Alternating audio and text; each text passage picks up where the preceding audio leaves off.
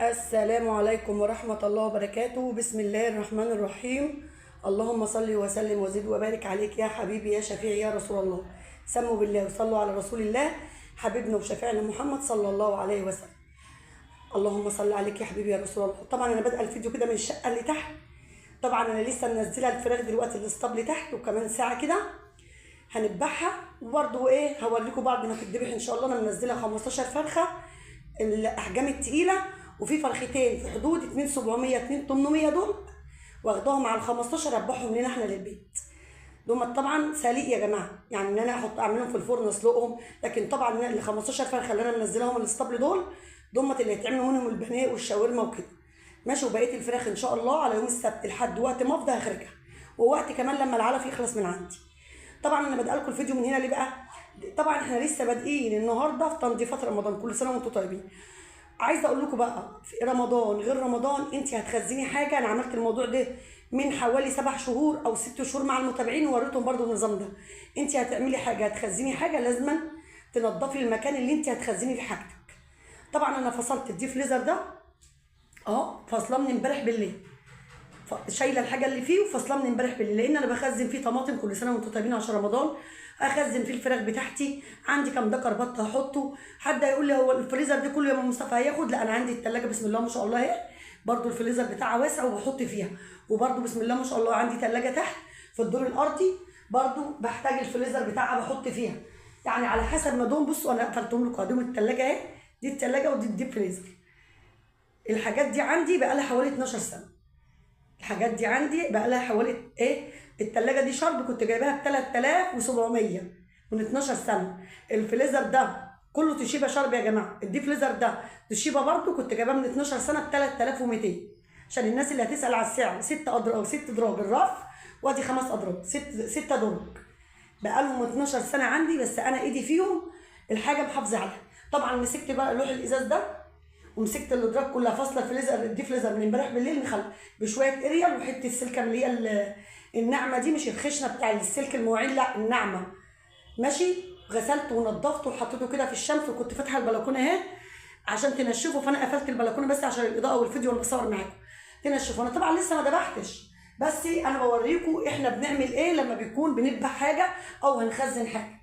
يعني انا بقالي دلوقتي يجي 4 شهور او 5 شهور او 6 شهور كمان من ساعه ما عملته معاكم ما عملتوش، لان دي فريزر يا جماعه للخزين. بحط الحاجه في مكيسه نظيفه بخرجها بس فصلته بقى عشان يبقى انا كده لما اجي اخزن حاجتي اخزنها على نظافه. حتى العيش اهو فلاحي شلته فوق، الصلاه على النبي اهو. خلينا الدي فريزر زي الفل. سموا بالله بقى وصلوا على رسول الله. وتعالوا طبعا نشوف الفراخ تحت. هنا بقى انا لسه ما غسلتش الثلاجه دي بصراحه، لسه ما فصلتش الثلاجه، بس هفصلها. عندي الديوك اللي انا كنت ذابحاها اهي، دي كلها ديوك يا جماعه. ديوك ورا هناك اهي، في ديوك ثانيه ورا. ماشي. عندي السمنه الزبده شلتها هنا ركنتها. عندي كام كيس عيش، بس ما فيش حاجه في زياده عن كده. الحاجات دي بقى ممكن انزلها كلها تحت في الثلاجه اللي تحت، واظبط انا اخلي الفراخ والبط والحاجه هنا في الديب فريزر والثلاجه. طبعا احنا لسه ما نضفناش الثلاجه، بس طبعا الحاجه دي لازم انضف تحت الاول عشان انقل الحاجه هنا احطها تحت، ودي هفصلها مثلا يوم وانضفها زي ما عملت في الديب فريزر. فهمتوني بقى؟ انا ماشيه بنظام، مش ماشيه كده وخلاص. المهم سموا بالله وصلوا على حبيبنا وشفيعنا رسول الله. وننزل تحت الاسطبل. انا منزله زي ما قلت لكم 17 فرخه، فرختين هنذبحهم لنا، وال15 فرخه اللي انا هعمل منهم بانيه وبتاع دبابيس وحاجات كده، والاجزاء احتمال ابيعها. بس النهارده بتصل، انا اسجل معاكم الفيديو ده الساعه 11 الظهر، يعني فاضل ساعه الظهر. كنت انا طبعا متعوده بذبح الحاجه اللي معاكم الفراخ الساعه 7، فاتصلت بعم سيد ان انا متعوده بذبح عنده عشان الناس هتسالني في التعليقات. قلت له ابعت لي فاصل كذا كذا. قال لي ده ام ناصر عندها ظروف وما جاتش، وهتقعد حوالي 3 ايام او 4 ايام الله اعلم. بيقول لي هتيجي يوم السبت، هتيجي يوم الاحد، الله اعلم. المهم هي من يوم الثلاث مش موجوده في المحل، 3 و4 وخميس وجمعه. المهم خلاص انا كنت ناويه والنيه لله ان انا اذبح الفراخ. فانا اتصلت بواحده اختي برضو، وكنت يعني انا زبونه عندها من زمن الزمن. قالت لي تعالي يا ام مصطفى مكانك، بس انا عشان اروق لك الدنيا تعالي بعد الظهر. قلت لها خلاص هصلي الظهر واجي لك. ماشي. قلت لها هصلي الظهر واجي لك. فاحنا هنغير المكان عشان الظروف، لان ام ناصر عارفه انا نظامي بعمل فيه ايه.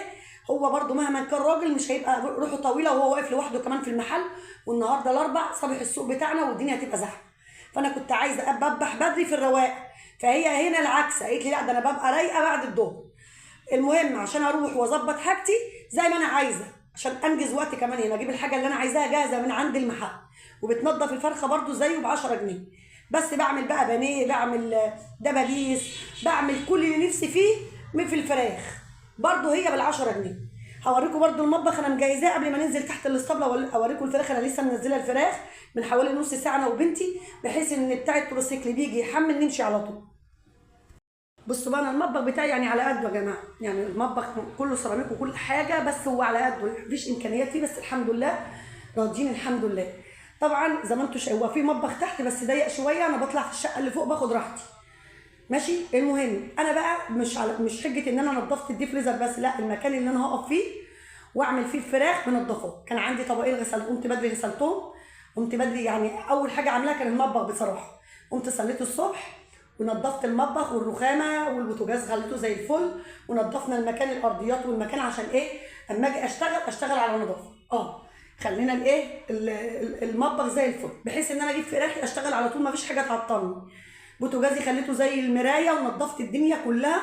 انا بحب اعمل حاجه انضف، وجبت الاكياس بتاعتي جهزتها اللي انا هكيس فيها، وهنجيب ورق هنجيب اللي هو الاطباق الفل دي، هنحط فيها برده حاجات، يعني في شويه تغييرات المره دي عشان نخف الضغط على نفسنا ماشي. صلوا على النبي وتعالوا بقى اوريكم الفراخ انا طبعا هوريكم الفراخ واحنا بنشيلها، يعني واحنا بنشيلها ماشي. سموا بالله وصلوا على رسول الله وتعالوا معايا ننزل الاسطبل تحت ونشوف الفراخ.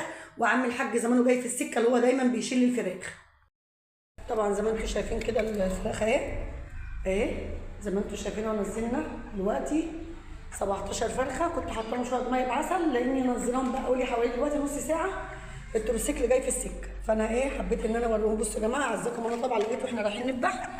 بصوا اللي هيتذبحوا دول بقى، دول اللي هيتذبحوا. بصوا اعزكم الله، بصوا اعزكم الله، الطبيعي الطبيعي الطبيعي، يعني مفيش اي حاجه الحمد لله لغايه واحنا رايحين نذبح. طبعا دي الاحجام يا جماعه التقيله اللي انا اللهم صل على النبي اللي انا منزلاها اذبحها دي الاحجام التقيله. يعني في فراخ 3.5 وفي فراخ دخلت على 4 كيلو الا ربع. اللي انا كنت وزنه معاكم فراخ 3.5 دلوقتي بقت 4 كيلو الا ربع، او يعني وداخله في فراخ داخله على 3.5 اللي كنت وزنها معاكم 3 وربع. يعني بسم الله ما شاء الله. عندي فرخه هنا 4 كيلو الا ربع، فرخه 3.5 وفرخه 3.600. يعني في فراخ بسم الله ما شاء الله معديه كمان، الاغلبيه 3 وربع، يعني الاغلبيه 3 وربع.